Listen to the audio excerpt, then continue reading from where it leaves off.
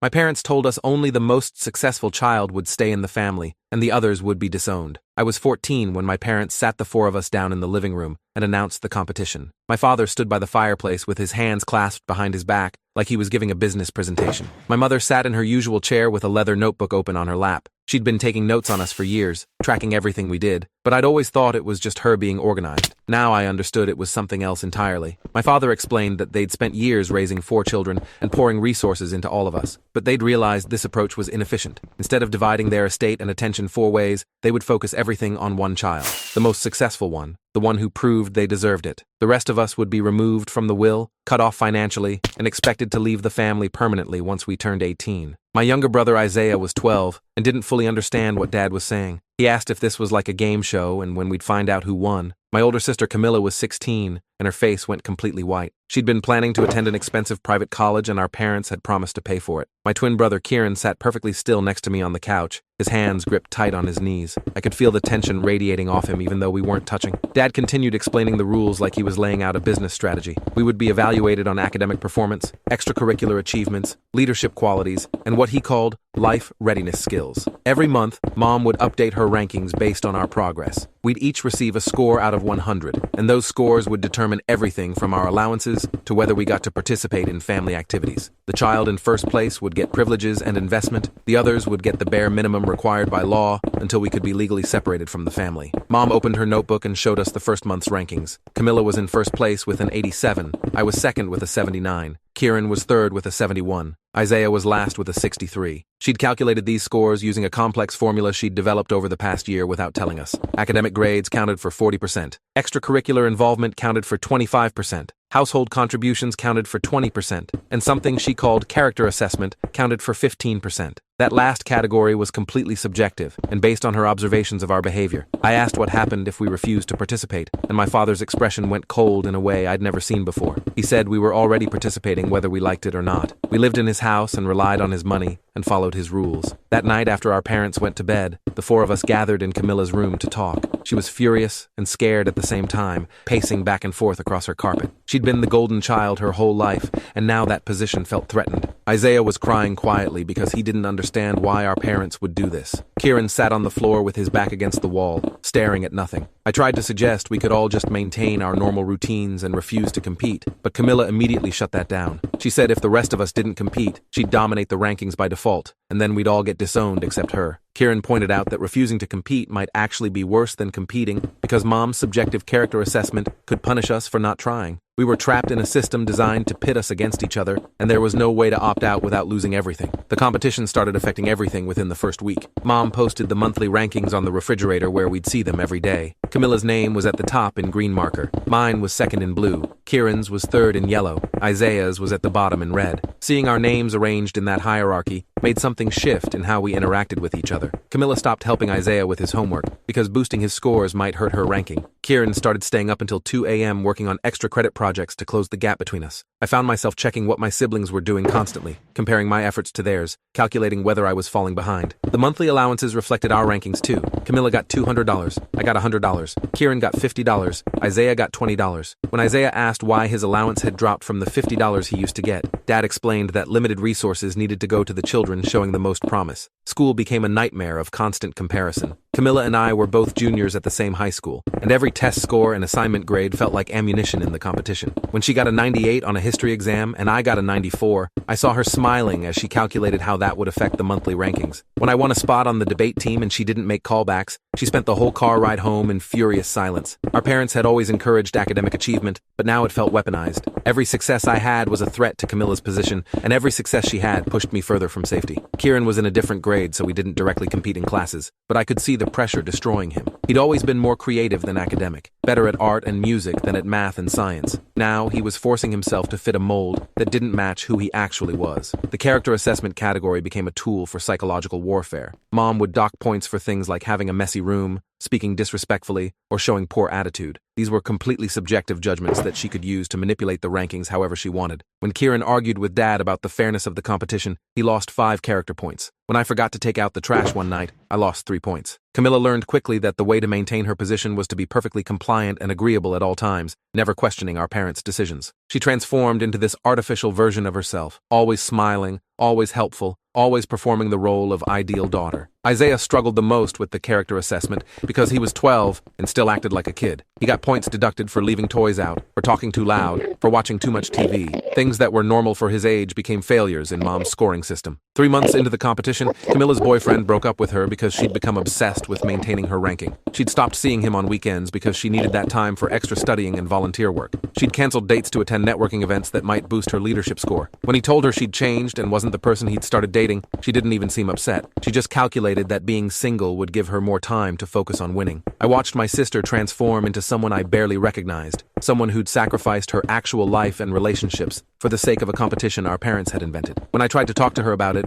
she told me I was trying to sabotage her because I was jealous of her first-place position. Maybe she was right. Maybe I was jealous. Or maybe I was just scared of what this competition was doing to all of us. Kieran started having panic attacks in the middle of the night. I'd wake up to the sound of him hyperventilating in the bathroom, and I'd sit outside the door talking him through breathing exercises until he could calm down. He was terrified of ending up in last place, of being the one who got completely cut off. Our parents had made it clear that the child ranked last would receive nothing. No college fund, no family connection, no support of any kind after 18. Kieran had 2 more years until he aged out, and the thought of being homeless and alone at 18 was eating him alive. I tried to reassure him that I wouldn't let that happen, that we'd stick together no matter what the rankings said, but we both knew I had no power to protect him if our parents decided to cut him off completely. I was just another kid trapped in the same system. The household contributions category turned our home into a competitive nightmare of chores and tasks. Camilla started waking up at 5 a.m. to clean the kitchen before anyone else could. I began doing yard work and repairs that nobody had asked for, just to log extra points. Kieran took over all of Isaiah's assigned chores and did them himself because Isaiah was too young to do them to Mom's standards. We were competing to see who could sacrifice more of their time and energy to housework, turning basic family responsibilities into a ranked performance. Mom kept a detailed log of everything we did, timing how long tasks took and rating the quality of our work.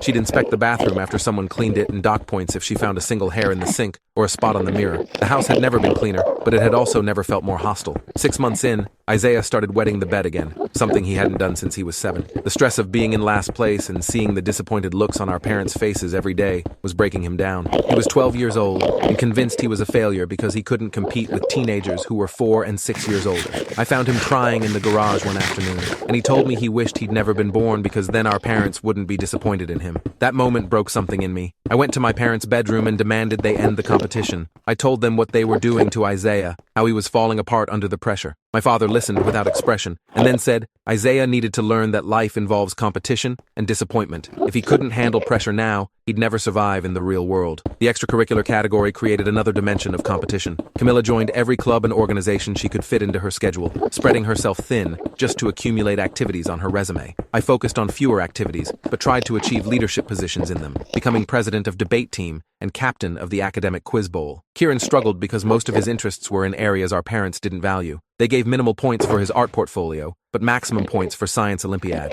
so he abandoned his actual passions to chase points in activities he hated. Isaiah tried joining sports teams, but kept getting cut because he was small for his age and not particularly athletic. Every rejection felt like another confirmation that he was the family failure. Mom's ranking system didn't account for effort or improvement, only for measurable achievements. Either you won awards and leadership positions, or you got minimal points. A year into the competition, Camilla got into an extremely prestigious summer program at Yale. It would boost her ranking significantly and look incredible on college applications. The program cost $8,000 for 6 weeks, and our parents had the money to send her easily. But Dad sat us all down at dinner and announced that if Camilla went to Yale, there wouldn't be enough money for the rest of us to participate in any summer activities. He could either send one child to an elite program or send all 4 children to normal camps and programs. He asked us to vote on what he should do. Camilla immediately voted for Yale, arguing that investing in the most successful child made sense. Isaiah voted for fair distribution because he'd been looking forward to soccer camp. Kieran and I were stuck in the middle, knowing that either choice would hurt someone. I voted for fair distribution because I couldn't stomach the idea of Isaiah losing his one activity.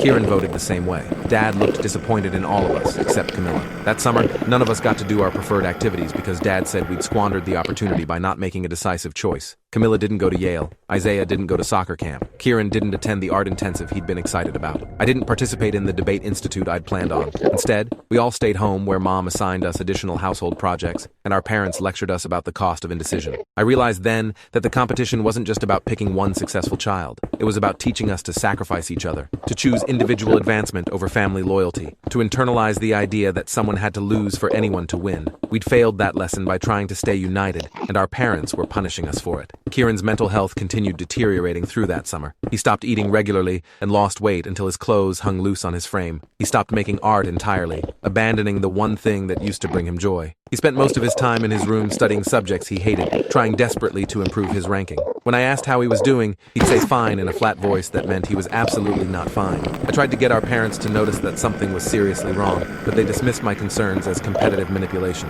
Mom said Kieran was just experiencing the natural stress of falling short of expectations, and he needed to work harder instead of looking for sympathy. Dad told me to focus on my own ranking instead of worrying about my brother. They couldn't see, or didn't care, that the competition they'd created was destroying one of their children from the inside out. The monthly rankings became increasingly arbitrary as Mom adjusted her scoring formulas to maintain the hierarchy she wanted. When my grades started pulling ahead of Camilla's, Mom suddenly increased the weight of the character assessment category, where she could dock me points for subjective reasons. When Kieran briefly overtook me in extracurricular points, the formula changed to emphasize leadership positions over participation. It became obvious that Mom had already decided Camilla would win, and the ranking system was just theater to make it look like a fair competition. But we couldn't prove the system was rigged without access to her detailed formulas and calculations, which she kept locked in her office. We were forced to keep performing in a competition where the winner had already been chosen. Isaiah's 12th grade year started, and he began acting out in ways that were completely unlike him. He got in fights at school, he talked back to teachers, he stopped doing homework. His grades plummeted from B's and C's to D's and F's. When our parents confronted him about it, he said he didn't see the point in trying when he knew he'd never catch up to the rest of us. He'd calculated that even if he got perfect scores in every category, the age disadvantage and the points he'd already lost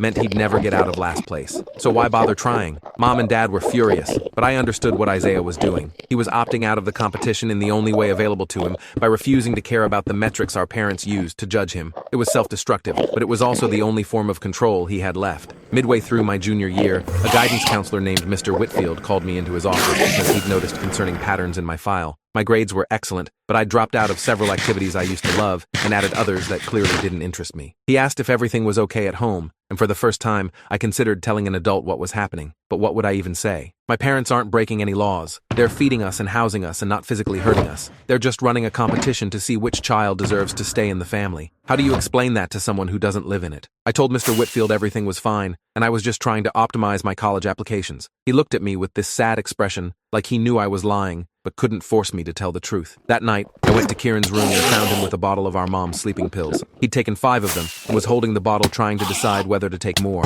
I grabbed the pills and shook him hard, asking what the hell he was doing. He said he couldn't do this anymore, couldn't wake up every day knowing he was failing, couldn't spend 2 more years trying to win a competition designed to destroy 3 out of 4 of us. I told him he wasn't failing, that our parents were the ones failing us. I stayed in his room all night making sure he didn't try anything else, and in the morning, I marched downstairs and told our parents exactly what had happened. My father's response was to say that Kieran was being manipulative and using suicide threats to gain sympathy points. My mother docked Kieran 10 character points for emotional instability. They didn't take him to a doctor or a therapist. They didn't stop the competition. They just punished him for breaking down under the pressure they created. I started documenting everything after that. I kept a journal hidden in my closet where I wrote down the rankings each month, the arbitrary formula changes, the impossible standards, and the psychological damage I was watching happen to my siblings. I didn't have a plan for what to do with this documentation, but I needed to create some kind of record proving what was happening to us. I needed evidence that we weren't crazy, that the situation was actually as insane as it felt. Camilla found my journal one day while looking for something in my room. She read through it and then confronted me,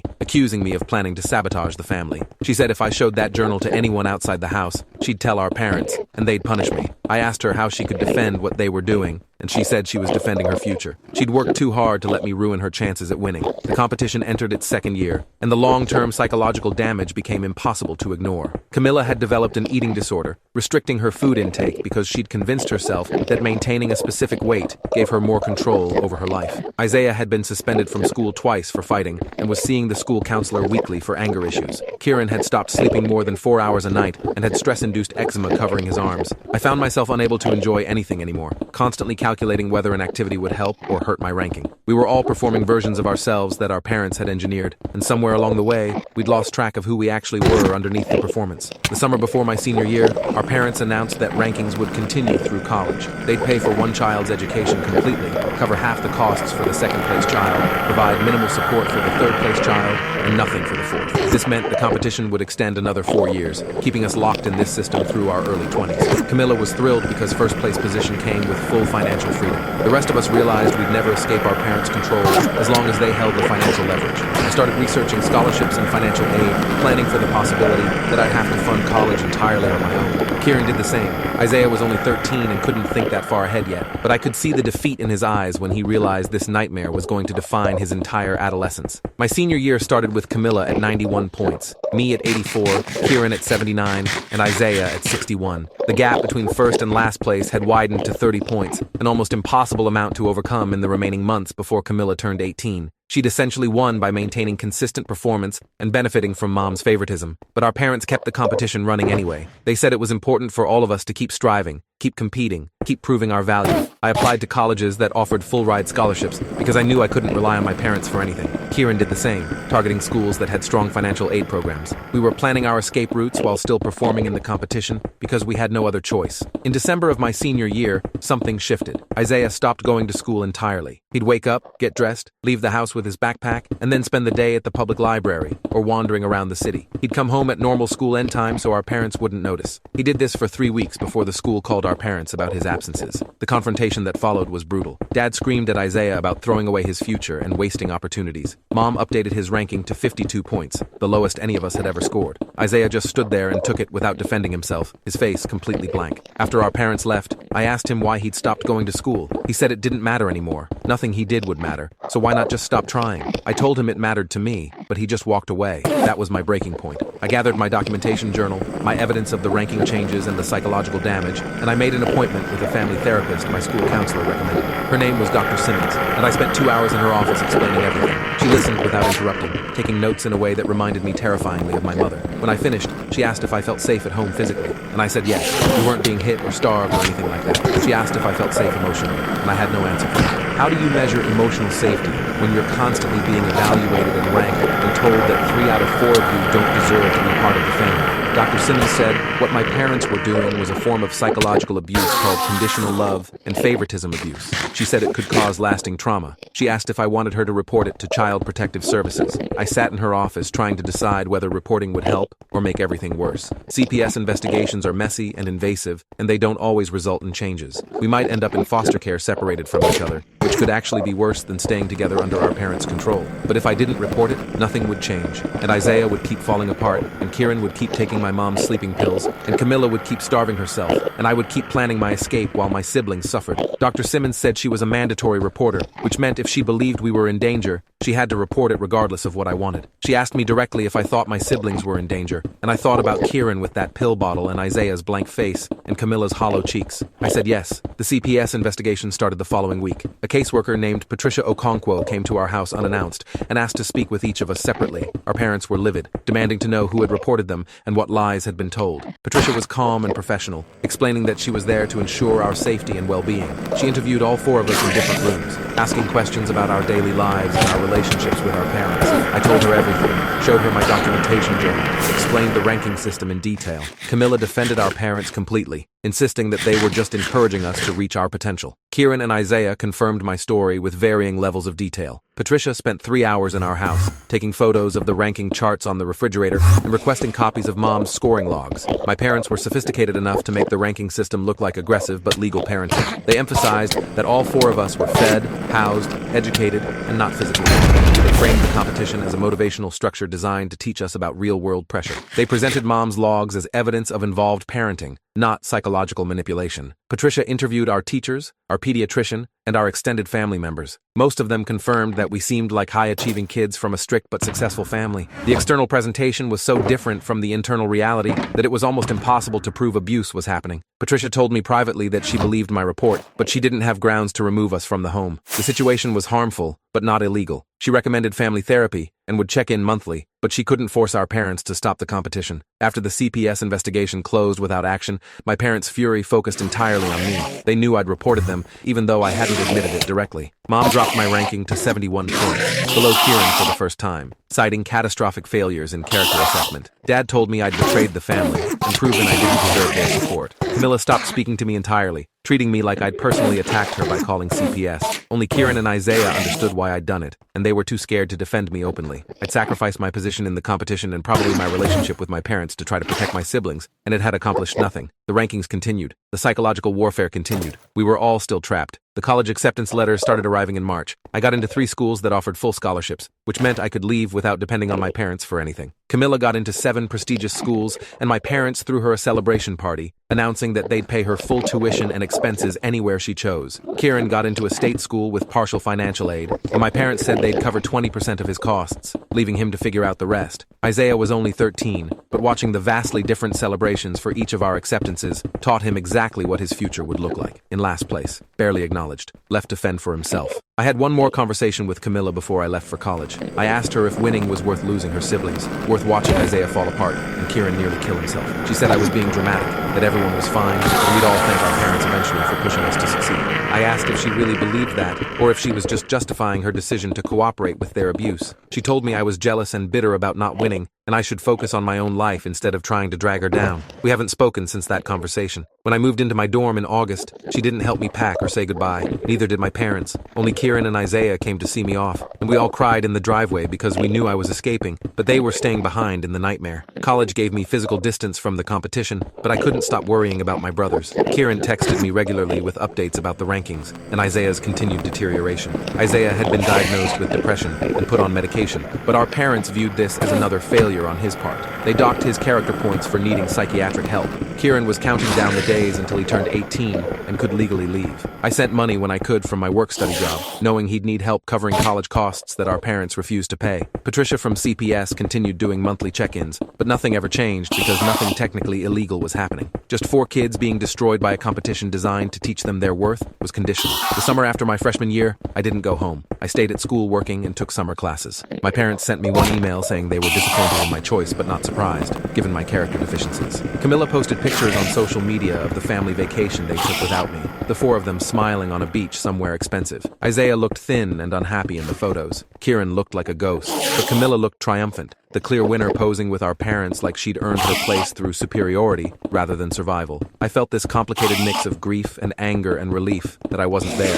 that I'd gotten out, even if it meant being erased from family memories. Kieran turned 18 in October of my sophomore year. He called me from a bus station at 3 a.m. saying he'd left, just packed a bag and walked out while everyone was sleeping. He was heading to his college town early and would figure out housing and work until school started. Our parents didn't try to stop him or even call him. They just updated the rankings to show 3 children instead of 4, redistributing the percentages, so Isaiah dropped even lower. Camilla was still first at 94 points. I was second at 73 points, even though I hadn't lived at home for over a year. Isaiah was last at 57 points. The competition continued despite half the competitors having already left. Isaiah started calling me every night during my sophomore year. He'd talk about his day, or his homework, or nothing in particular, and I realized he just needed to hear someone's voice who cared about him as a person, rather than as a ranking. He was 14, and living alone with our parents and Camilla, who were all united in their belief that he was the family failure. He told me about how they'd stopped including him in family dinners sometimes, saying he could eat in his room since he wasn't contributing meaningfully to household conversations. He described how Camilla had her own car now, while he still took the bus everywhere. He mentioned that his birthday had passed with just a card from our parents, no celebration or gifts. He was being slowly erased from the family while still living in their house, and there was nothing I could do to protect him from 300 miles away. The breaking point came during Isaiah's freshman year of high school. He called me at midnight sobbing so hard I could barely understand him. When he finally calmed down enough to talk, He said he'd found Mom's master plan document on her computer. A detailed timeline showing that once Camilla turned 22 and graduated college, our parents would officially disown the rest of us. They'd already drafted legal documents removing Kieran, Isaiah, and me from their will. They'd written letters to extended family explaining why they were cutting off 3 of their 4 children. They'd calculated exactly how much money they'd save by investing everything in Camilla alone. They'd been planning this systematically for 3 years, and the competition had just been a way to make us complicit in our own disposal. Isaiah read me parts of the document over the phone, and I felt physically sick hearing our parents describe us as bad investments and failed experiments. I drove home the next morning, missing classes I couldn't afford to miss. I gathered Kieran from his college town on the way. We arrived at the house and demanded a family meeting. Our parents sat calmly while I confronted them with what Isaiah had found.